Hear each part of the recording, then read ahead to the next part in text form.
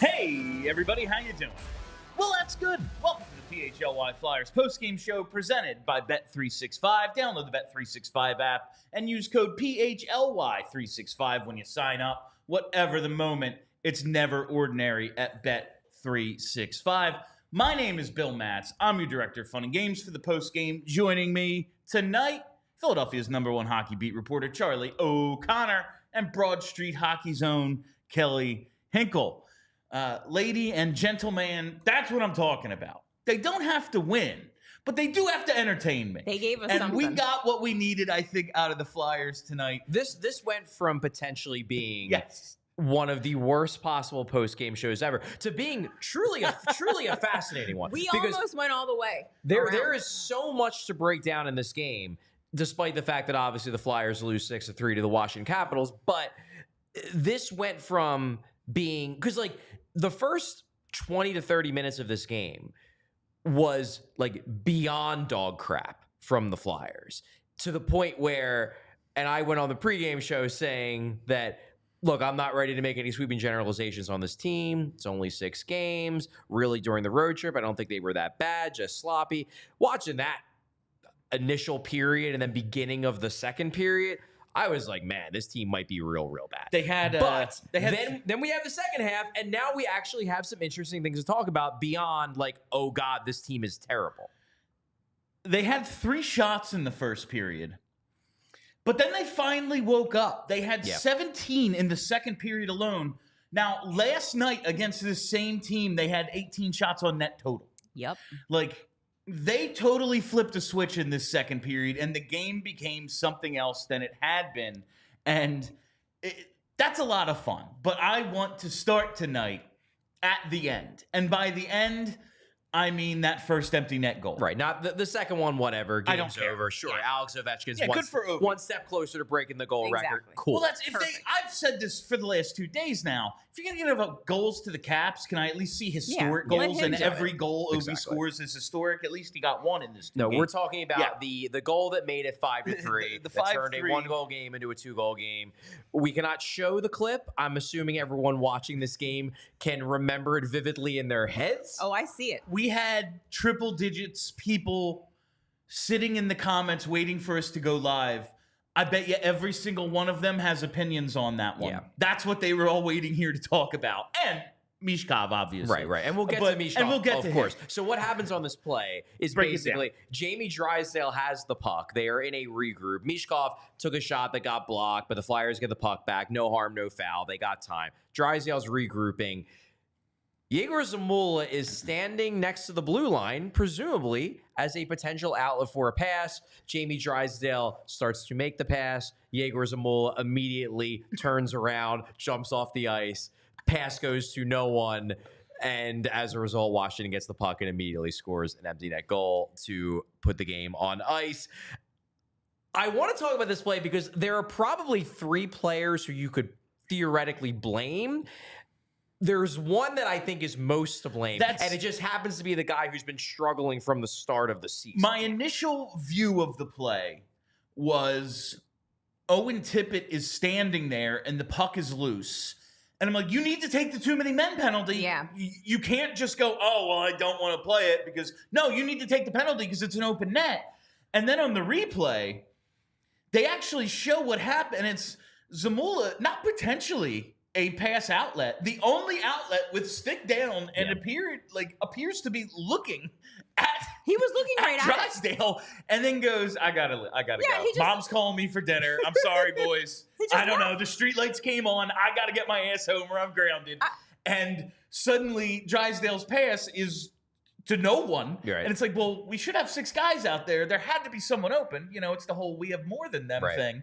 And you then see what happened. And I don't know if maybe Tippett was just befuddled because like this dude just decided to go home. It very much looked like Tippett was more confused than anything else. And there may have just been a moment where he's like, should I touch the puck? Are we going to take a penalty? Yeah. I wasn't even sure if he saw the puck at first. That was when I did. saw it back. Zamula did, Yeah, when I saw it back, I was like, I don't even know if I can blame Tippett for this. The whole thing was odd, but Yeah, I think we're putting this on Zamula, right? Oh, yeah. I think it's Zamula It's on more him. than anyone else. Maybe you could argue that Drysdale, he's right, Zamula's right near the bench. Maybe you wait to see what he's doing before you make the pass.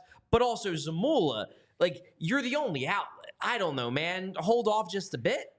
At the very least, it's a completely busted change. Now, this leads us to the question, Zamula is the guy that we have been, the fan base, this show, anyone who's watched a Flyers game and has had an opinion about it, they've been hammering Egor Zamula,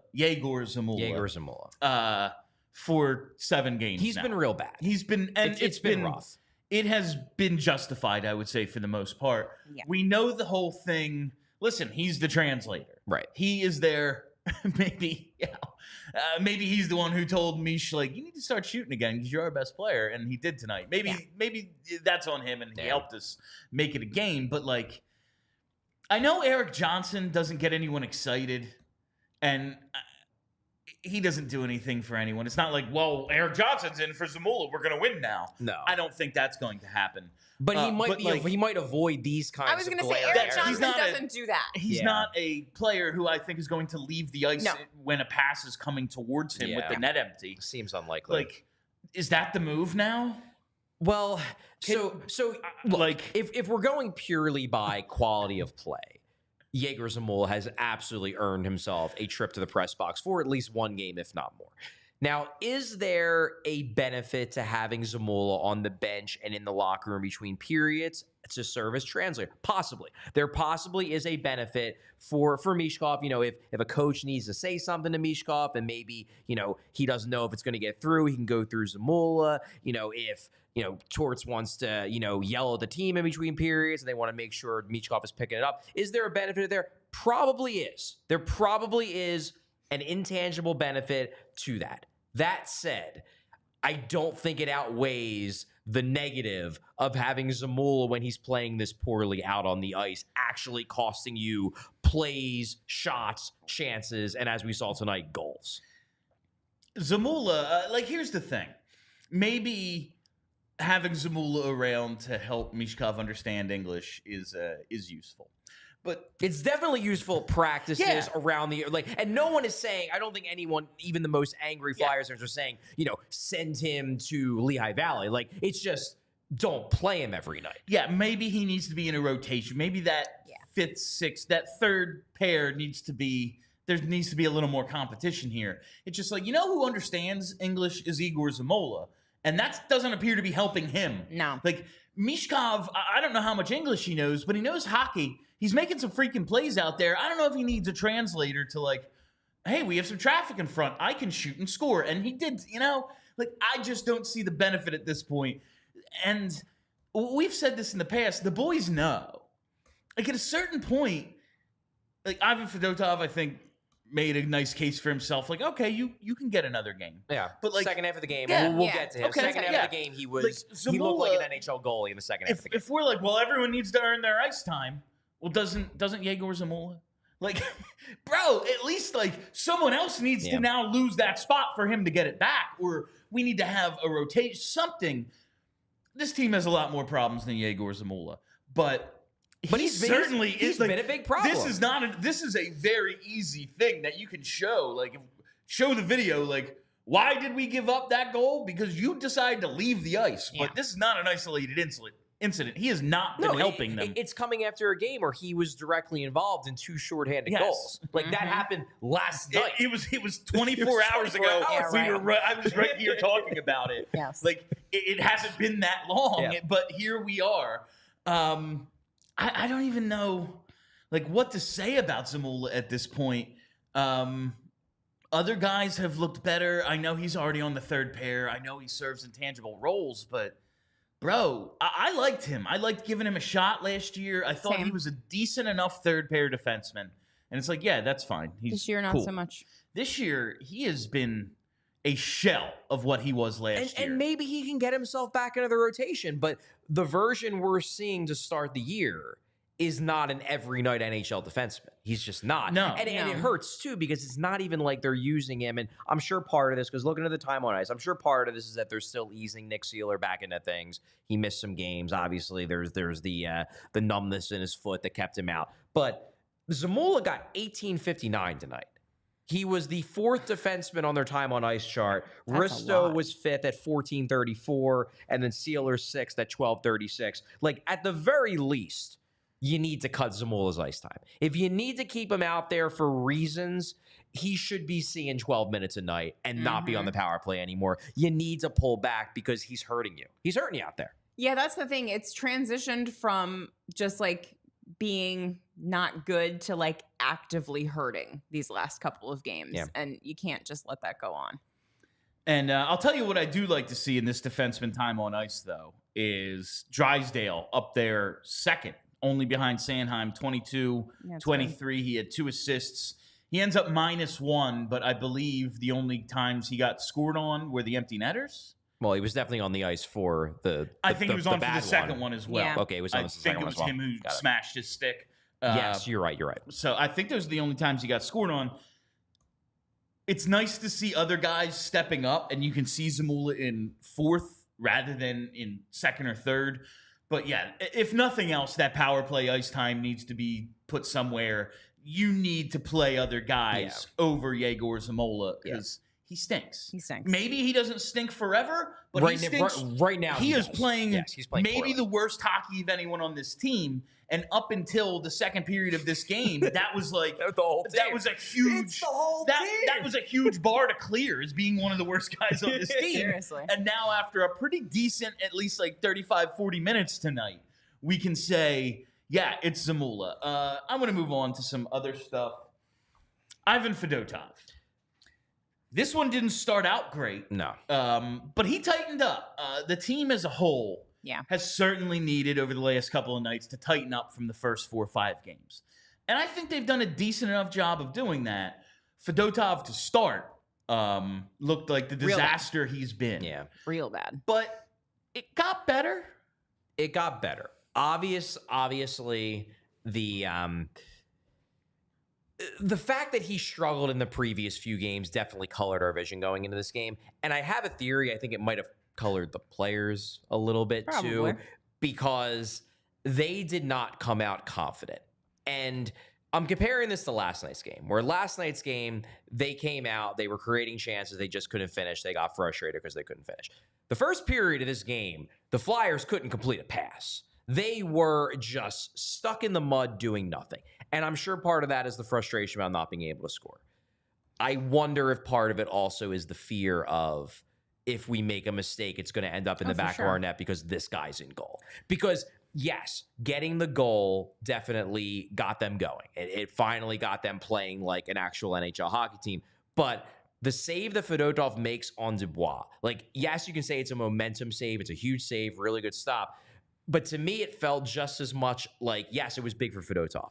But it also just felt like the players suddenly are like, oh, this guy can make saves. Yeah. We can play hockey now. And it's, I don't know if it's a coincidence, but it really feels like it. The most, other than Coots, the most snake-bitten guy on the team then comes down and scores. Like, these two things, I know you can get into the causation and correlation, but sometimes things like this take a weight off of everybody. And Tippett was going to score. Eventually. We knew that. One day he was going to... Only the most irrational haters didn't think that Owen Tippett wasn't eventually going to score. Yeah, I mean, all it took was me not betting on him to score. And it went in. You're all welcome.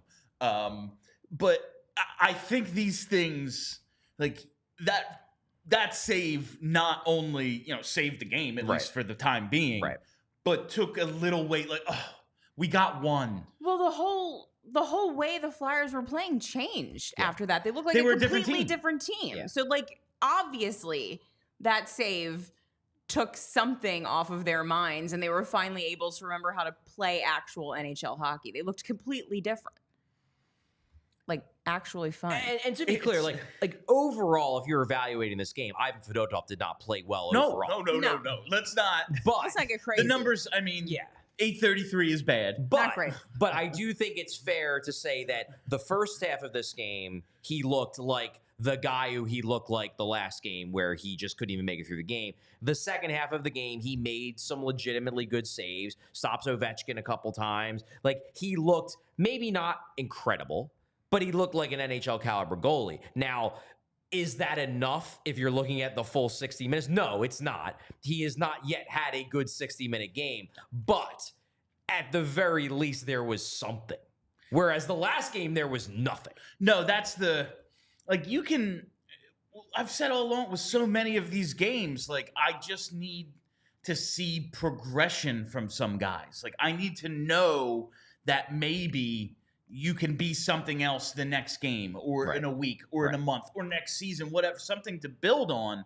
And listen, I don't know if Ivan Fedotov is part of this team's future. He's going to be 30 years old, like, when Jett Luchanko comes back to this team, you know, like, in a year or two after, you know, he inevitably goes back. We'll talk about that later. Mm-hmm. But I just need to know they can put him in and the game is going to be worth watching. And that has not been the case through his first two starts. The second part of tonight's game, he at least gave us reason to believe maybe he can keep his head above water in the NHL. There were multiple times where Kelly was just like, just be big and let the puck hit you. And he finally started doing that. He was doing less in the second half of the game. He was doing less flopping around and acrobatics and stuff. And he was just like standing there being large and stopping the puck. And like, that's all he has to do. And like, I know everyone wants to be negative right now. It's another loss. I get it. I feel like we're treating this like a win. Pre-game, it's like it just wasn't garbage. Pre-game, we were you guys on the negative side, one could say. But we've been talking this whole time that like Fedotov could figure it out, and like maybe this was the start. I'm not saying he's going to be good, but maybe this was the start of him figuring out how to not be an abject disaster, and that's a positive step forward. I'll take it. I need him to be at like 890. I'm not asking for the world here. Yeah. 888. You know, like, just be a guy. Yeah. Just be a guy. Be Felix Sandstrom. Yeah. That's all I need from you, dude. Like 888. And you look at tonight, like, oh, he was pretty good. 833. 833. Yeah. I just, it feels as if maybe he can build from here. And maybe the next game he lets in 5 more 5-hole goals. And we go, well, okay, that's that. Well, but he didn't look like a complete disaster tonight. And that's something for him. We know it's a big mental thing with these guys. Goalies are like that. And this could be, you know, just a little bit of a seed in his head. Like, okay, wait, maybe I can do this. And, you know, that could be something. I don't know. Maybe he'll look like crap the next game. Who knows? Maybe he'll be lights out the next game. I don't know. But tonight we saw something better than what we've seen before. Which was a pretty low bar. But I know. But it was better. Well, I for Fedotov, I think it's just like, okay, maybe there's a path. Yeah. I do think, though, and I want to transition to this, the Flyers, I do think that the second half showed that they are not as bad as you guys fretted they were in the pregame show. I know, I feel way better now, Charlie. No, when you match the previous game's total of shots in the middle frame of this game, like that tells me, okay, they're actually able to dig themselves out of this. And when you, like I said pregame, like what were they so good at last year? I think there were 2 things that you could say they did at an elite level. Penalty kill, definitely. And shot suppression. Mm-hmm. Tonight, 26 shots on goal. That is something that tells me they are closer to what they were in the beginning, the first 2/3 of last year, than they were at the end when it was just like, the wheels are coming off, they're dead tired, the goalies are terrible, the season's over. Like, I don't want to see a carryover of the last 2 months of last season, and I saw too much of that through the first couple of games. Tonight, I think they continued to tighten up the defense. 6 shots in the first, 9 shots against in the second, like only 11 in the third. Those are good numbers. And like 2 of those are empty shots on the empty net that went in. Yeah. You know, that is some positive progression for this team in those little things that they did so well last year. I don't need them to win every game. They lost this game 6-3. When you look at the box score, they got killed. That's not what we saw tonight. And that's at least encouraging that for the next however many post games we have to do, I'm not going to be ripping my freaking hair out and then calling Dr. Glad about it. I just think that because we talked about this on the pregame. See that right there? That's and there was somebody in the comment section who made this what I assume was the sarcastic point when I made the case that, like, look, part of the problem is that, you know, they're gripping the sticks too tight, and then because of that, they turn the puck over, they have the puck less, which means they're less likely to score goals. And the sarcastic comment was, so once they score a goal, they'll start scoring goals. Okay. And honestly, yes, that is actually how it works. accurate. Yeah. Like, this is hockey, and I'm not like, you know what? I am going to be a little bit of a dick. Like, if you don't understand the logic of that, you haven't watched enough hockey. This is a momentum game. This is a confidence game. And this team, the entire first half of the game, had zero freaking confidence. And the minute they got some confidence, suddenly started playing like an actual NHL hockey team again. Like, that is hockey. And if you don't realize that that's hockey, you haven't watched enough hockey, or you're just a moron. Sorry. And the way in which they scored tonight, I think, very important. Again, Owen Tippett gets his first. He rips one. Great stuff. Michkov on the power play. Gets the puck to the middle, just lets it go. And there's finally some effing traffic. Yeah. Sean Couturier in front of the net. And look what happens. A shot finds its way through. Yep. Those little things that have been annoying the hell out of me. I think it was with Steve last night where I just ran through. I literally listed the way they scored every goal this season. And they had maybe 2, maybe 3 that you could qualify as like dirty goals, traffic of some kind. That's not enough. This team, we go on and on about how there's no high-end talent. Well, if you don't have enough high-end talent, you know what you can't score? Like clean goals. No. Yeah. That's not going to happen. Yeah. Obviously, they actually get some traffic tonight. They make some passes. They make some plays. Travis Konechny on a tight angle with some guys in front that they have to worry about so he can get a shot off. This is the way this team has to score, and they did it tonight. Doing those little things will result in this, like last night, they get the 1. It's Travis Sanheim on a nice rip. That does nothing for this team's momentum. All right, you beat the goalie once. Congratulations. Right. The way they did it tonight is actually a little bit more sustainable. And it wasn't even just the goals. It was what we saw them do. The swarming. In the second half of the second period and then through a lot of the third period. I don't know if this team is any good. They might be bad. But what I know is that they're not as bad as the way they looked through the third period of yesterday's game and the first half of this game. Like, they're not that bad. They don't lack any talent whatsoever. They have some good players, and they are a at least passable hockey team. And once they scored a couple goals, it was like the light bulb went on and they remembered, like, oh yeah, we don't totally stink. We're not that drunk. That's all I can think of. Before we go any further tonight, listen, I've already told you about our presenting sponsor, Bet365, but I got to tell you again because I love our friends at Bet365. Maybe you're like me and you missed out tonight. You never want to miss out on these moments because it's never ordinary at Bet365. For the first time this season, I didn't bet on Owen Tippett to score, and I'm regretting it. Regretting it terribly. Because, damn it, I've been waiting for his breakout, and it finally happened.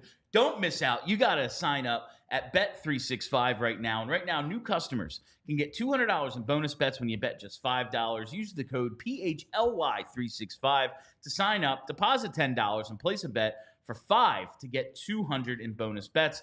Bonus bets can be used on the spread, total, player props, futures, and more. You know I love Bet365 because it's never ordinary at Bet365. So download the Bet365 app and use code PHLY365 when you sign up to get those $200 in bonus bets. Must be 21 or older and physically located in Pennsylvania. If you or someone you know has a gambling problem and wants help, call or text 1-800-GAMBLER. While we're here, maybe Charlie was on to something and we all needed to choose to chill. Maybe. Choosing chill tends to be a good thing in general. Like, even if you are justified in not being chill, like, you don't want to have a heart attack. So perhaps being chill is a good idea. I think Charlie should celebrate his decision to choose to chill, the right decision, by having an ice cold Coors Light, because there's no better way to chill than with an ice cold Coors Light. So whether you're freaking out about the goal scoring, the goaltenders, the coach, the lineup, whatever it might be, you need to find the Blue Mountains in your fridge and enjoy a beer as cold as the Rockies. Because when everything surrounding your favorite hockey team is on fire, and even when it isn't, I'm going to tell you it is, you need to choose to chill. Make the most out of the times you choose to chill. Choose Coors Light. Get Coors Light delivered straight to your door, or find a store near you by going to CoorsLight.com/PHLY Hockey. Celebrate responsibly. Coors Brewing Company, Golden, Colorado. All right. So from here. From here. So they are now, what is the record? 1-5-1? 1-5-1. 1-5-1. It's real bad. Yeah, it's Like horrible. the record's real bad. So let's not sugarcoat it. No. But as we were saying, maybe before the show went live, is this the perfect tank game? Like, we get 2 points out of Mish. We get a couple of assists from Drysdale. Tippett has a goal and an assist. And Ivan Fedotov, well, he let in a couple bad goals. They lose. If you are rooting, rooting for the Flyers to tank and get a top 5 pick, this was the perfect game. Yeah, I don't think people really want to hear it, judging off the comments here in our chat. But are the comments like negative tonight? From most, not all, my but most. perusal of them, they don't look very happy. I'm elated because the game didn't stink. I was gonna say, it's like, sorry, I'm coming away from this with like positive feelings. Like, there were improvements all around in tonight's game. Did they lose? Yes. Was it perfect? No. Were they bad for a large stretch of it to start? Oh yeah, real bad. But there were improvements. There were positives to find from this game. It was better than just about any game they've played this entire season. And that's good. If Michkov and Drysdale play like this every night, I can live with everything else. Fine. I do want to talk about Mish because we should talk about Michkov. There was it was an interesting game for Yeah, Michkov. there was a lot of good. Spicy and there were some things that went poorly. The good, 5 shot attempts for me, 3 on net. Active offensively. In his previous 3 games, 1 shot, 2 attempts, 1 shot, 3 attempts, no shots, 2 attempts. Asserted himself more. And we're seeing a lot of what he's doing on the power play, 4-on-4, when there's extra room on the ice. And this is kind of what we talked about preseason, summer. Listen, he's 19. He's probably not going to dominate right away. But when he does have that room, when it is, he gets to play point guard, he gets to have the puck on his stick, and you're in the offensive zone already, and he can just do the things he does, which is be a genius in the offensive zone, he's going to create chances, and that will eventually result in points. We're seeing the points coming pretty quickly. He's at a point a game now. He's caught my Calder pick, Logan Stankoven, and it's going to be a race now. He tried the Michigan tonight. He did. He did go for it. He lost it off his stick, and then they broke his stick. That's what I do. Now, I think, like, if I'm an official, and like all the officials are old school hockey guys. Yeah. You go for the Michigan and you get the stick knocked out of your hand. Too bad, man. You shouldn't be doing that. This ain't even a hockey play. They just told me I'm not allowed to call it anything else yet. Right. Isn't that a slash, though? I mean, it kind of I think it kind of is. But they're never going to call that. Maybe it's only a slash if your ice. stick is on. Like, maybe. I don't know. I'd have to look at the rule book on that. But it's an interesting point. But that's just a side note. One of the things I like most is he just became more assertive tonight. I think we saw it early, right up here. The first couple of games when he was just like, I'm happy to be here. I'm doing all stuff. Yeah. And then maybe he started to defer again. Maybe it just took him. All right. I said pregame. I don't know if they're figuring him out, but they're defending him tighter. Mm-hmm. And suddenly we're starting, okay, and now he has a solution for that. Right. He is a really fun offensive player to watch. He does, however, have some holes. It does. He absolutely does. And we saw this was just a straight recognition thing. And when Charlie saw it right away, and when I saw the replay, I was like, oh, yeah, Mish just didn't see he needed to become the defender on this play. It's the breakaway goal. The breakaway goal, yeah. So Sealer jumps on the ice, and he goes to the far side. He's the left defenseman. The left defenseman. Makes sense. Right. Cam York is already deep in the zone. Because he carried the puck in on a rush. Yes. There's no weak side defenseman then. The puck comes out to the center. Where the hell is that point man? We have no idea. Cam York was deep in the zone. Mish followed the puck into the zone. He needed to be out closer to the neutral zone, basically playing that point. he wasn't. It was a failed recognition. They give up the breakaway. Obviously, a breakaway was scored on Fedotov. Right. That's just one of those little things that, listen, he's never had to play defense before because he's had the puck his entire career. It's just it's a learning opportunity. It's a learning opportunity, yes. Do we know if this is what the argument between Sealer and Torts was about? I think Sealer actually said something about it. I think I saw a tweet. I'll try to find it. Did he get asked for in DC? It's very possible. But I think, and there is also an element to this where, like, the Flyers are still playing very sloppy. Because that line change is sloppy. Because if you're thinking about it, like, why do you make a change in that situation when one of your defensemen is in deep and the other one isn't? So, like, it's, to me, that's a weird time to make that change because you're basically changing D pairs when one of the defensemen can't change because he's in deep. It just strikes me, and you saw it obviously on the empty net goal.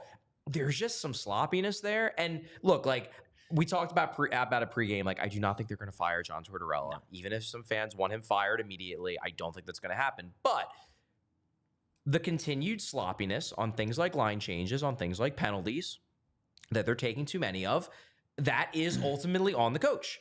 And John Tortorella, you know, look, in the end, he's the guy who has to answer for that. And again, not saying that they're going to fire him, but just like the players aren't doing a good enough job to start the season, John Tortorella isn't doing a good enough job either. No one is doing a good enough job so far. And while, yes, that's why they're 1-6-1. Michkov should have probably recognized that, like, I can't chase down the puck. I have to stay in my lane because there will be no one there if I don't. I don't know if he should be put in that position to make that mistake. I was just like, when you said, like, the line changes have been sloppy, I was like, oh, right. And the empty net goal. Yeah. How many years ago was it that they actually practiced line changes? That was because they just kept getting called for too many men. They kept getting caught on, like, 3-on-1s. 2021, do we have to do that again? That was 2021. That was the pandemic shortened year, the one they played from January to May. 2021. That was not make a line change. Alain Vigneault being in I'm checked out after COVID mode. Yeah. I am drinking martinis during the game. Like, I don't want to coach under these restrictions, so I'm just not going to coach. Is he anywhere at this point? I think he's just hanging out. His parents were real sick for a while, which I honestly wouldn't be surprised if that was part of it. That maybe his head was just elsewhere. Because his parents, who were quite old, because he's not young, were both alive. At least they were alive when he was coaching this team, but they, like, weren't doing well. I think after he stopped coaching, after he was relieved of his duties, he went back to, like, stay with them and take care of them. I hope they are both still alive and doing better. But it is abundantly clear that Alain Vigneault, they never got the same AV post-COVID. And that was the year where they had to practice line changes because the whole team was a mess. Maybe we need to go back to that. But I just wanted to ask, obviously, Misha's made this power play more interesting. He gets the primary assist on TK's power play goal, scores a power play goal himself in the third period. Something or nothing that none of his points are at 5-on-5 yet. I think it's nothing because he's creating at 5-on-5. Yeah. He is. It's not like he has been invisible. Like, I'm thinking back, like, the classic guy I think of a guy who was good on the power play and terrible at 5-on-5 in terms of flyerdom. Braden Shen. Braden Shen was a guy on the power play was like, man, this dude can play. And then he was invisible at 5. He got better at 5-on-5 when he joined St. Louis. But Michkov is doing stuff at 5-on-5. It's just that when he sets guys up, they're not scoring. And, like, that's going to change. That's, like, the shooting percentage coming in is, like, lower than anyone on the team's shoe size. Like, that's probably going to be the case, that he's not creating, or that they haven't put up many points at 5. Like, they only have coming in 6 5-on-5 goals. He doesn't have a point on any of their 6. Like, there's been so much special teams time too in these games. Yeah. So it's not like there's been, like, a whole ton of 5-on-5 time for him to get stuff going. No, and with the lines and the blender the way they have, I want to get to the lineup. I liked Couturier and Michkov together tonight. I think that unless you are someone who just has it stuck in his head, or her head for that matter, that Sean Couturier is just trash and shouldn't be on the ice and is terrible. Like, I don't know how you could have watched that game, particularly the second half, and not come away thinking that Sean Couturier looked good. He had a good game. I thought they belonged together. I didn't love this idea coming into it. I was like, I just don't get it. Like, but we need to do offense, and he hasn't scored in now it's I think 31, 32 games. But he is being that bigger body presence. They are establishing a little bit of a forecheck with him out there. I like the Forster Couturier Mish connection, but whoever the left winger is, I want to keep Michkov and Coots together until there's a reason not to. I agree, and I also don't want it to be Owen Tippett. Yeah. I don't get the... That's not working. That never worked for me. It's just, on a very simple level, Michkov is a point guard. Like, he is a puck-dominant player. Now, whether he's shooting or passing, whatever, he needs touches. Lots and lots of touches. Just get him the puck as much as possible. Owen Tippett is a volume shooter who had a game this year, like last week, with 16 shot attempts. I don't know how you can have those two out on the ice together at the same time. When does Mish get his touches? When does Tippett get his shot attempts? It's a reasonable like there's only point. one puck. Yeah. I know we've said that in the past, but like these two don't seem like a pair to me. Yeah. Maybe on the power play and he can feed them one-timers, but even then, I don't know. Yeah. It's a reasonable point. And I do think that I would really like, and I know Tortorella said on the road trip, because I obviously covered it, he said he doesn't like Konechny on the left side. Yeah. He's played the left before. Yeah, I don't know why. Like, I would like to see a Konechny on the left, Couturier in the middle, Michkov on the right line. I'd like to see that. I think that could potentially work. But if they're not going to use Konechny on the left, I want Michkov on the right because he looks more comfortable there. And quite frankly, like, sorry, TK, you got your money. Like, now you can do whatever the team asks you to do. Yeah. Like, Michkov is the guy that they're trying to develop and see what he is. And so far, I think we've seen nothing to tell us that, like, he's not at some point going to be a star. I don't know what he's going to ultimately finish out this year as, but I've seen nothing thus far to tell me that, like, nah, he's just going to be okay. Like, nah, he looks like he's going to be freaking awesome. The broadcast was comparing him to Nikita Kucherov tonight. Like, he looks like he's going to be great. No So big deal. let's put him in the best possible spots to succeed. And thus far, I think he's shown something with Coots. And Konechny, at least on the power play, they show something. I don't know. I'd like to see that line. That's like, I get that they're 1-5-1, and maybe people want to be upset about that, and that's fine. No, because losing I see stinks. someone saying they got that line for the entire last period. Like, my point is, I want to see it like extended. Yeah, like let's keep that going. And just like looking at the distribution of ice time, it doesn't look like anybody played in the third period except TK Coots. TK, Michkov, Frost, Lawton, like Coots. Perfect. It was basically like the top six is playing this whole game. Yeah. Like that seems to be how the third period went. Trying to win. And I'm fine with that. One guy I want to mention though is people have been commenting about him, and rightfully so.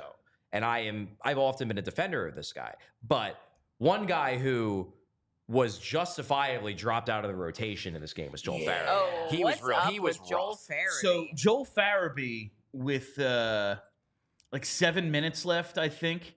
I said to Charlie, he hasn't played 9 minutes yet. He never passed that number. Yeah, he was at 8:58. He never got back on the ice. When did he take his last shift? Because it might have been in the second period. It's a good question. I will check to Joel see. Farabee, but yeah, he played real bad. Joel Farabee is the lone left winger, like natural left winger in our top 9. The only one. Is that maybe the only thing that keeps him in this lineup? Because when I see the distribution of ice time amongst forwards and only Nick Delorier, our only 2 left wingers played the least. That's good stuff. Joel Farabee Joel Farabee's final shift was, it ended at the 8:46 mark of the third period. He received only 2 shifts in the third period. And again, like, that is not a critique. He did not deserve the ice time. He was playing very poorly. The whole team played poorly in the first 30 minutes, but Farabee was, he looked bad. In comparison to everyone playing poorly, he might have been the worst offender in terms of playing poorly. He could not handle a puck tonight. Yeah, I don't know what's up with him. Taking him out really put the spotlight on Zamula in terms of dudes who just what are you doing out there, guy? What would you say you do here? Now, Farabee needs to get it together and fast because, they badly need him to be good. I thought when there were the rumors of potentially trading him this offseason, right? I wasn't in love with the idea, but like if you can strengthen one of the other areas of need while we don't have many left wingers. We do have a ton of wingers. Okay. And I thought he had a little more value than people thought because teams love that cost. Like, this dude's at $5 million for a few more. You know exactly what he's going to be making. He's under team control. Not playing like this, he has no value. No. Like, It's true. Whether it's him coming around so we can actually have a potential top 6 left winger, like who's actually left-handed, or we could trade him. Like, he just needs to be a whole hell of a lot better because he's shown very little to start this season. Yeah, and I think in the first couple games he showed something. Like, he had some good passes. He gets that he and goal. Brink were good together right away. They showed something. The last week and a half or so, he's disappeared. And look, it's a long season. I've been saying this all day. It's a long season. Maybe he'll get it going at some point. Right now, however, he does not deserve minutes. He doesn't. He's not playing well. Do you think they'll scratch him, given he's the only left wing? I mean, it's John Tortorella. He'll scratch anyone. Yeah. So I can't rule mean, it if out. anyone's earned it, it's him. They threw out the possibility of going with 5 defensemen on the road trip. All right. You make a fair point. You know, You make a fair point. Anything's possible with this coach, but it is maybe the only thing that's like saved Farabee. Like, yeah, man, we don't have any others. We know, like, he played a game last year where he dressed, took a shift, and they were like, "That's it, bud."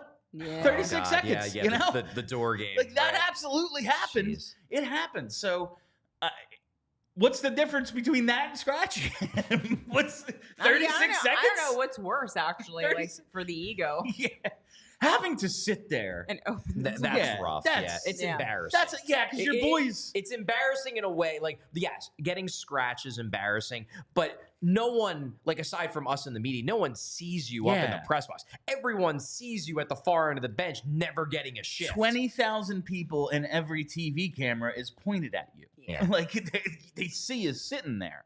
I got Farabee and Zamula. Zamula is I think the player most in need of some remedial work, but Farabee's probably number 2. Can you think of anybody above him right now? And Farabee, like, listen, Zamula is what he is. If he's a third-pair defenseman, way to go. Undrafted dude. They badly need Joel Farabee to be good. Yeah. Like, he's supposed to be a part of the future, and now it's like, I don't know, hopefully he turns it around a little so we could freaking trade him. Like, you know, like, and I'm not ready for that either. Oh, but he just needs to be better. He needs to be better. He is expected, they're paying him $5 million. He's expected to be good. He isn't. Like, Zamula, he stinks. He's okay. It doesn't really affect anything. Other than, like, a game like tonight. I was gonna say, he can cost you a sometimes. game. But this affects the plan if Farabee can't play. I know they have plenty of wingers, but this guy was a first-round pick. He was like, what, 14th overall? He's supposed to be real good. All right, I got to take a quick second to tell you about one of our sponsors here. It's our friends at TrueMark Financial Credit Union. That's right. You know I'm a big fan of TrueMark Financial Credit Union, and why wouldn't I be? Making the switch over from a big bank to a credit union, you know the reasons why.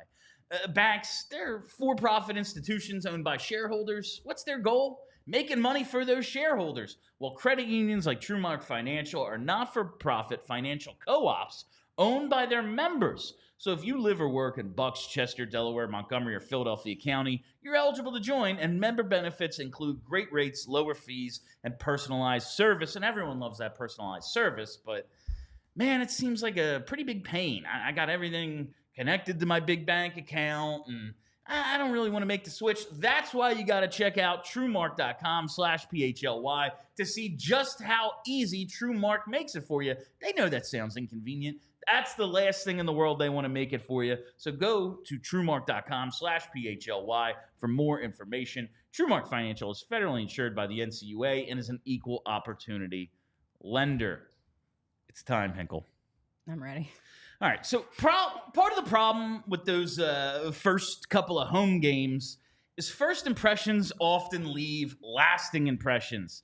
Give less than your best performance the first time, and you might not get them coming back again. It's true. Needless to say, you don't want to be the Flyers. You want to make a lasting impression with a strong, hard performance, and that's where Blue Chew comes in, baby.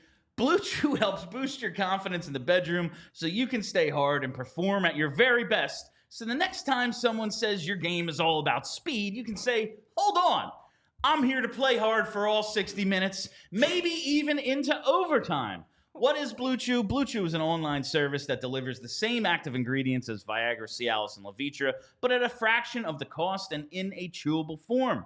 The process is simple. Sign up at BlueChew.com, consult with one of their licensed medical providers, and once you're approved, you'll receive your prescription within days. And the fine folks at Blue Chew are putting their money where their mouth is. You can try Blue Chew's tablets free for a month and see for yourself. They say there's nothing sexier than confidence, and Blue Chew can help give you confidence to get greasy and go hard into the grease.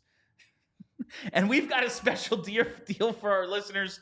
Try Blue Chew free when you use our promo code ALLCITY at checkout. Just pay the $5 shipping. That's BlueChew.com, promo code ALLCITY to receive your first month free. Visit BlueChew.com for more details and important safety information. And we thank Blue Chew for sponsoring the podcast.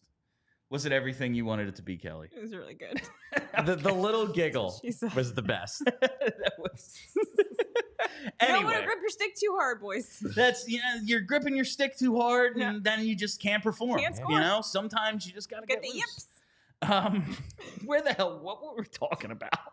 We're talking about the Flyers. Yeah, the Flyers, the finishers. Flyers. Sometimes you just need to finish and you can't. No, they actually finished a couple of times tonight. Good for them. 3 times. Yeah, that's tough to do. All right, In one night. all right. The lineup. The lineup. It's late, guys. I just wanted to get a little more into the Luchanko convo. Yeah, we didn't really we get did a it with like chance. 3 minutes left in the show. We went over in pregame, which I don't even know if that's allowed, but whatever. It's a worthwhile conversation. Yeah. We got into the Farabee bit of it. So yeah, Jett Luchanko. Now maybe they can't like scratch him again because all the centers are hurt tonight. yeah, seriously. Palin came back. Paling takes a big Yeah. block, which was honestly, like, for lack of a better term, and I swear this isn't Blue Chew, where like it was a ballsy block. I mean, that was a heavy shot he got in front of. He's crawling off the ice, and then because I guess he's a hockey player, he comes back, Came back skating and looked pretty much no worse for the wear. No. I'm sure it's going to be a hell of a bruise, but it seems like he's he blocked okay. another one after that. Too. Yeah, he did. Yeah. Yeah. That's I was You thinking. wonder why Tortorella loves this guy. Yeah. He skates fast and he blocks those shots. Of course, he loves Ryan Palin. And looked like Frost got a little banged up at one point too. He did. Yeah. But Jett Luchanko is here. He's played 4 games? 4 out games out thus of far. the possible 9. Well, he's played 4 out of 7 so far. Of the 9 before it would Right. need to make a decision about burning a year of his ELC or sending him back. Yes. Where do you think they're leaning right now? I mean, sitting him in back-to-backs, it kind of feels like I think the prevailing idea coming out of our pregame conversation was they're struggling right now, and after the 9 games or whatever it is, this is going to be the team. They're the ones that have to figure it out. So, injecting him into the lineup doesn't really do us any good. That tells me it's like, oh, well, whenever they send him back, they are sending him back at some point. That kind of seems to be maybe what's happening, but I don't know. It's weird that he didn't play in either game. What I can tell you, everything I've heard, and this is pretty much dating back to camp, is that John Tortorella really, really likes Jett Luchanko and wants to keep him. And the rest of the brain trust is more skeptical of keeping him. Now, obviously, the decision was ultimately made at the end of camp that we're going to keep him, but we're going to make the decision later as to, whether he's going to stick around. It seemed like when the decision was made that it came with the caveats of Torts of, all right, you'll get him for a little bit, but we're probably sending him back. Then during that road trip, Tortorella spent the entire trip pumping Jett Luchanko's tires as much as I've ever seen a coach pump an individual's tires. It was wild. You would bring up any player and he'd find a way to spin it into a positive thing to say about Jett Luchanko. And coming out of that road trip, I really thought that Torts is going to win this argument, that Torts is going to basically be like, I can't coach this team without this kid. Then there's the home opener. He plays the home opener. He didn't look spectacular in that home opener. I don't know if maybe that game changed Torts's, not his opinion, because I'm sure he still loves the kid, but maybe the performance of Luchanko in that home opener made him think to himself, do I really want to die on this hill? Like, is he really as ready as I thought he was? Because suddenly he doesn't play in either game of the back-to-back. Yeah. And that strikes me as weird because if Tortorella is this high on him coming after a loss like last night's game, you would think he would have been like, I need this guy in my lineup. He pulled out, Tyson Forrester a game ago, Bobby Brink tonight. Like, there were guys he could have taken out to get Luchanko in that aren't playing that well, and instead Luchanko doesn't play.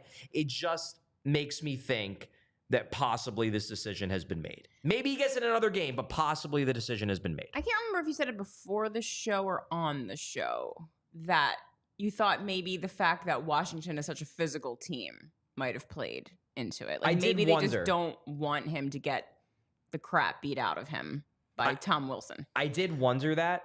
That was a plausible explanation to me. Yeah. Of, maybe there's an element of like, we don't want him getting the crap beaten out of by Tom Wilson, and we're not sure. But like, they would have had Delorier in the lineup. Isn't that his role to sort of protect the kids? I don't know. It's a line of reasoning I could see a hockey team convincing itself. I also theorize, and I did this also, off camera, but I'll tell it to the group. Like, I did theorize that possibly there's an element of, we're not sure if Jett's going to be here all year. We just had the real tough loss. Maybe this is a case of, I want the guys, and this is from Tort's perspective, I want the guys who are going to be here to figure this out. This is on them. This isn't on Jett. This is on the vets and the guys who are locks to be here through game 82. They need to figure this out. I'm not going to let you get bailed out by a rookie. I want you to figure this out. Now, obviously they lost, but they did play better, at least in the second half. I wonder if that could play into it.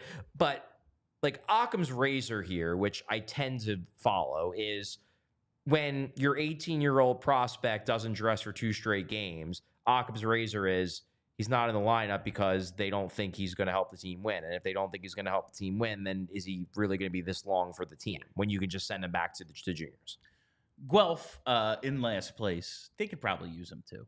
I'm sure they could definitely use him. It was funny to think like, he doesn't really have any help there. And then you watch last couple Flyers games ago. Does he have any help here? How much more help is there here for him? No, but for me at this point, I'm just more fascinated more than anything. Like I made it clear at the end of camp that I didn't think Luchanko should be on this team. He's exceeded my expectations, not to the degree where I'm banging the table that he needs to stay. But at this point, like, I'm just more fascinated as to what they're going to do. That's the conversation is interesting. Like, he's here. You haven't played him 3 times now. Like, what exactly is the plan? And we'll probably know their thinking when a decision is or isn't made. Yeah. How long they want to stretch this out for. Do they want to get him all 9? Because, hell, why not? He's here. Do they want to get him back sooner? I'm not sure. It will certainly be a topic of conversation for shows to come. I am positive of that. Indeed. Before we get to the Super Chats, I want to tell you real quick about our DieHard deal. That's right. Right now at allphly.com. If you've thought, I want to be a diehard, $80 though, that might be a bit much. All that premium content, the Discord, the merch, all of it, I think I'd be willing to pay about $50 for it. You're in luck. $48 for the entire year. That comes down to about $4 a month, I'm told. Charlie did that math for me a little bit earlier. But you get all of the premium benefits of a diehard for this limited time introductory offer. So check out allphly.com right now. And don't miss our $48 for your first year offer. All right. Let's hit those super chats. Should we do 3 stars first? Oh yeah, I never did 3 that. stars. You're here, and I'm lost already. Let's hit Charlie O'Connor's 3 stars. Ayo. Sure. So star number 3, I'm going to go with one Connor McMichael, 2 goals. Apparently they were the first 2 goals of his career. Because of course they were. Of course they were. Because of course they were. But he was noticeable all game. He ends up finishing the game with the 5th most minutes among Washington forwards. Strong game. Flyers lose by 3 goals. I guess theoretically it was like a 2-goal loss because that third, the sixth goal is just like we're just giving Alex Ovechkin an extra goal to break Gretzky's record. McMichael, good game, 3rd star. 2nd star, Matvei Michkov. Hey. Can't give him the 1st star. They didn't win the game, and he wasn't so spectacular. He made some mistakes, but he just showed why he is almost certainly going to be a star in this league. And it wasn't just the fact that he scored a goal. It wasn't just the fact that he made plays. it was that friggin' before the face-off, standing up to that guy. And I don't even know if he said a word to him. He just stared him down. He just stared at him. It was literally like Rocky versus Drago right there, except instead of Drago towering over Rocky, it was the other way around. The Russian is the silent one. Exactly. But the feistiness you saw in this game. I mean, he was in there. He was in the battle. He showed that this is not a, yes, he's a skilled player. He's not a finesse player. He's not a perimeter guy. He's not a guy who's going to, make other people fight his battles for him. He's not a guy who's going to shy away from contact, to shy away from conflict. He's going to get in there and he's going to fight. And I wrote about this after his first game, but I just feel like that's the reason why fans are going to fall in love with this guy, even the casuals who aren't quite on board yet. Like, yes, the fact that he's going to be a point per game guy, possibly more than that, is going to be a big part of it.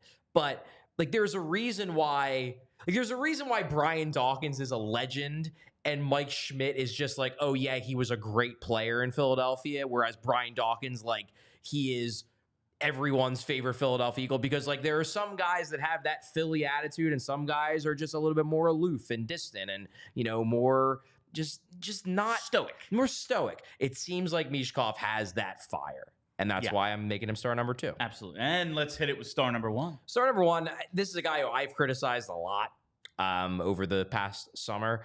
Pierre-Luc Dubois gets 3 points. Yeah.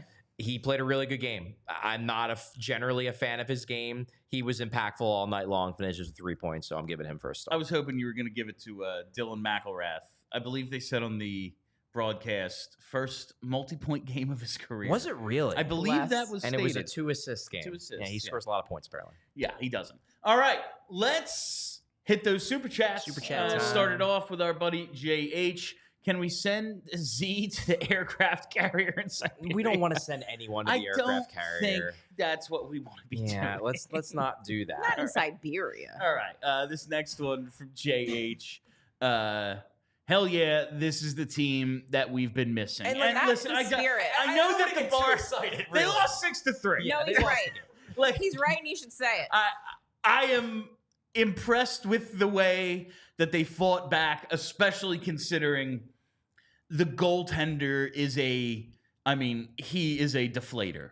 You see a 5-hole that is the width of the net, and these shots are just sliding in under him as if he is like a shooter-tutor set up too high. And you go, well, we're losing. Yeah. But I was impressed with the way they fought back tonight. I think this was a good building block for several guys that we just need to be better, because if they're not, this is going to go on forever. I want to see how they come out on Saturday. Yeah. If they build off of this, then we got something. I think this game, I feel like, was the most reassuring to people who were just scared that they were bottom 3 in the league, gonna be bad. And they might end up with a record that bad, but there's more there. This showed there's more there. I can't watch the players because we got a lot of comments last night that are like, booing this team's like booing the process Sixers. I was like, no. Because we need a lot of these, a lot of those dudes were dudes that they found in the parking lot. Yeah. And it was like, we need 12. A lot of these players, and I know we don't love all of them, many of them are going to be here when we're trying to compete. They need to be We good. need those players to be good, and they weren't for the first 6 games. At least tonight was something else. Yes. All right, let's get this next one from, what's that say? Bauer 9486. All right. Zuluma and Fedotov need to go. End of story. Peterson could play. Cal Peterson could play, but that might be going a little too far. About it. Find a new translator for MM. Koos look better, and MM39 is a spark plug. Love his passion. Kid doesn't deserve this crap. Cal Peterson would not be better. Yeah, about the you same. are about the same. You've somehow erased from your mind He every let in Cal 7 Peterson goals in a performance. game last year. Yeah, let's not get crazy. Yeah, I feel like that game he forgot how to stand. He was Mrazek, but he couldn't go left or right. He couldn't go left or right. He was just What's the lost. opposite of an ambi-turn? Yeah, it was bad. Listen,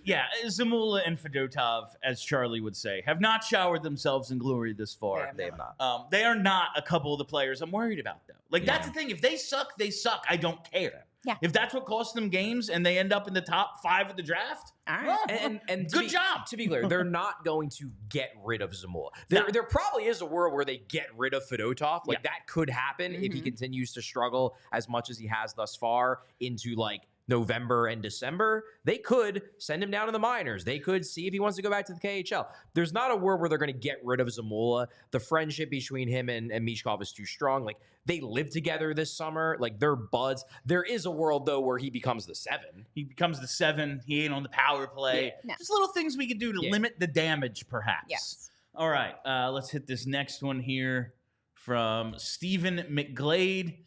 Okay, just money. All right. Steven. It's Canadian money, $89. but it still, I guess, counts for something. Yeah. Now, thank you very much, Stephen. I am joking. Appreciate it. We always appreciate our fans, as we appreciate all of our diehards. If you're not a diehard, sign up, allphly.com. All right, chasing the puck. Diehard mantra. I'm not sick, but I'm not well. Flagpole Sitta by Harvey Danger. I love that the you quotes. know. I love that you know who did that song. I sure do. I just know it's. Have you met Charlie? It's a classic It's a- radio rock song. It's absolutely. I know it, but I have no idea the artist or title. I just know it's like. Is it an American Pie or something? It's definitely in a bunch of 90s movies. It's in a bunch of 90s Yeah. movies. And All early right. 2000s movies. All right. Nathan Rudolph, one of our colleagues out in DNVR. Oh, cool. If y'all need another bad Russian-speaking goalie that makes a little over $3 million, I know a guy. Has the start of this year been too many kids for Torts? I think likes kids now. I think Torts likes the kids because he's like, this is a player I can shape into my kind of guy. Exactly. It's the veterans who like. It's the guys like Morgan Frost who are just like, he's not a vet. Yeah. He's not a kid. He's just like he's cooked. And I don't mean cooked as in like his career's over, but like he's done. He is what he is. He is what he is. I Yeah. can't turn this dude into anything. I think the kids' problem. Honestly, the kids haven't been the problem for this team. No. Like, Jett Luchanko's blown a coverage. Speaking of, Charlie found the game. Charlie found Oh, the Nolan yeah. Patrick. We got a comment in pregame about a Nolan Patrick game where he was like -4 against the Islanders. Yeah. Charlie found it. It was in 2018. It wasn't even Nolan Patrick's rookie Not season. even the rookie year. It was his second season. It was on like October 24th, 2018. So whoever you are who somehow remembers a random game in October in the season that got Ron Hextall fired, and that is still in your head because you're still that angry that people didn't hold Nolan Patrick to a high enough standard. You know what? Respect. You are a true sicko. Generational hater. That's good stuff. Generational hating. That's great stuff. It is I great. love it. Honestly, you should be our archivist. I actually did not realize that Georgiev has been this bad. Yeah. He's been 8-10 pretty bad. save percentage. Yeah, they're Yikes. they're terrible. I knew he had been bad. I didn't realize he was that bad. Yeah, they're a team that it's like, oh, they might. I think they'll be okay. Yeah, I mean, Good a year team to with have their Nathan pick. McKinnon and Miko Randon and Yeah, Kale we'll figure it McCarr out. isn't going to be that bad all year. Apparently, But if you get 8-10, it's possible. it seems like they're getting guys back. Who's the guy who's getting close to coming back? He's in the player assistance program. Nichushkin. It seems like he's coming back. Landeskog is on the road. They get those guys back, and then McKinnon, turns it on because his name McKinnon. I think they'll be okay. But I did not realize that Georgiev has been that bad. But also the Devils. Also the Devils. We did see it happen just a year ago to a really talented team. It's fair. So I guess Never it's know. possible. All right. We have so many. Linden 49. Matvei Michkov showing me more every game. Wow. Yeah, it's Yeah, great. that was, I thought, there was a little bit of a leveling off where he put up a few points in the previous games, but maybe not as noticeable. And I thought tonight he got back to being that guy. And it's going to be a process. Yeah. Is he going to finish this season with a point a game? I sure as hell hope so. Yes. But there might be learning periods and adjustments. And tonight, I think, was another, okay, and now he adjusted to the and it's just going to be him building on his bag, honestly. You know what I liked a lot about this game that kind of just popped into my head, but I think it's important? One thing I noticed about Michkov in preseason and also on the road trip is that there were times where he looked tired. In that Calgary game, he looked tired. There were times he was second game of back-to-back. There were times in preseason, and I think even Briere mentioned it, where he said, when there were times where he would get to play a preseason game after a light day of practice, he would look like he had jump. And then there were days where it was after a tough day of Torts practice, and he was hanging on with his skill, but didn't look like that guy. This was the second game of a back-to-back with travel. Now, granted, DC isn't that far from Philly, but still travel. And Michkov looked really good. He did. That shows me that he's making progress, not just in terms of the skill and the translating. It shows he's making progress with the being in NHL conditioning shape. That's good. And just the way, like we said, okay, well, as teams get tape on you, they figure out a way to defend you. Well, he played Washington last night. It's like, all right, this is what they did to me. Yeah. And he also adjusted. Exactly. It's going to be fun to see this progression throughout the season, I think. All right, we have this next one from Matt Fred. Matt Fred says, miss you guys at 420 lately. Fedotov is so tall. Goalie pads look proportional on him when he's standing up. Just looks barrel-chested. I don't know. He's a big guy. He's a real big guy. He just needs stand to still and be do big. less. Yeah, do less. Just like the surfing scene and forgetting Sarah Marshall. Yeah. Like, do less. Do less. Do less. That's what we need from Fedotov right now. Paul Rudd. It's not even a cameo because he is a character. Yeah. That is one of the single best small role in a comedy roles ever. I moved out here and stopped wearing a watch. Oh, my phone has a clock on it. He's so Yeah, good in that Fedotov movie. needs to be so that good at guy. forgetting Sarah Marshall. So good. All right. I cannot see what this name is. You look like you're from London. You sound like you're from London. Kelly, can you read this? Phenomenal fishing. Phenomenal fishing. Long-time listener, have always loved your all's content, so thank you. That's pretty much it. Also, Coots has looked a lot better in the last couple games. Agreed. Yes. Phenomenal He fishing. seems to be getting something back. Getting his legs under I don't him. know. He needs to score. I don't know if he's ever going to score a goal again, honestly. Friggin' points. Scoring would be nice. But He's doing stuff. To use a classic Ron Hextall quote, visually, he looks better. Listen, he's doing stuff out there. He's doing stuff. I like but when still, dudes like do stuff. 32 games without a goal. You gotta get one. gotta get some goals You gotta here, get man. one eventually. All right. This next one from Christopher Slavin. Are the Flyers too small of a team? I believe they are. It's People an interesting been saying that. It's an interesting question. I think they're too small in specific areas. I think Up the middle and on defense specifically. Really? Because I think if anything, they're too small on the wing. And I think they lack a guy who can actually play net front on the power play. Yeah. That is a big thing. Well, that's need like Wayne Simmons. I need Owen Tippett and Tyson Forster. They're not To huge. play bigger. I just need them to play bigger. Like up the middle. Yeah, Couturier, he plays not a bruising style, but I think he's physical in the way he creates space getting to the net and behind the agree net. with that. But he isn't fast or really all that skilled, at least anymore. Morgan Frost, skilled guy, no size. No. Right. Like Jett Luchanko, we'll see. I don't know. He doesn't look too small and he can skate, and it looks like he can play He's not that big. a good detail game. He's just built the way Yeah. that Michkov is. Like, hopefully he can be more physical as he matures and his game matures. But, like, I just don't see that guy. Like, their number one center needs to be 6'2", 210.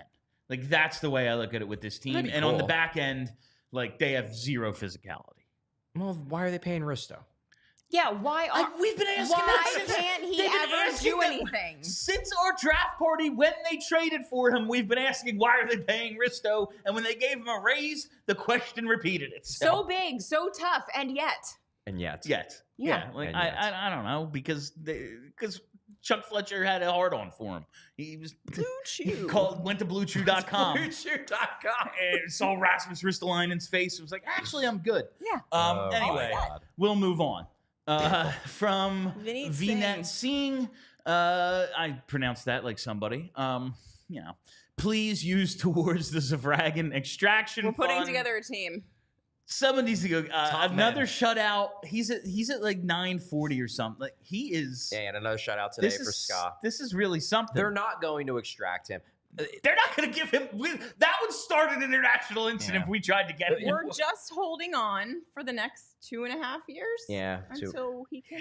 Yeah, come it to was a us. 3-year contract. Look, get excited about Zavragan. He looks really, really good, and the numbers he's putting up at such a young age, extremely impressive in a good league in the KHL. That said, this isn't like the Michkov situation where Ska wasn't really using him the way they should. Yeah, they just called him up to the big club. Yeah, like Zavragan is now a team that has yearly designs on winning their Stanley Cup.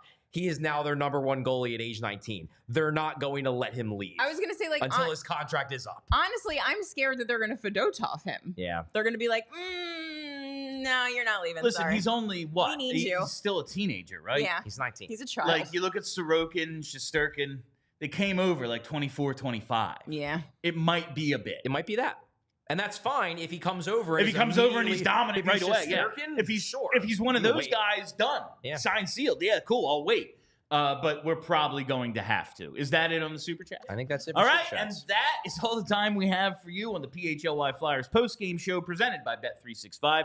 Download the Bet365 app and use code PHLY365 when you sign up. Whatever the moment, it's never ordinary at Bet365. You can join us again live over the next couple of days right here on the YouTube channel. Well, no, not over the next couple of days. On Saturday and Sunday for pre- and post-game.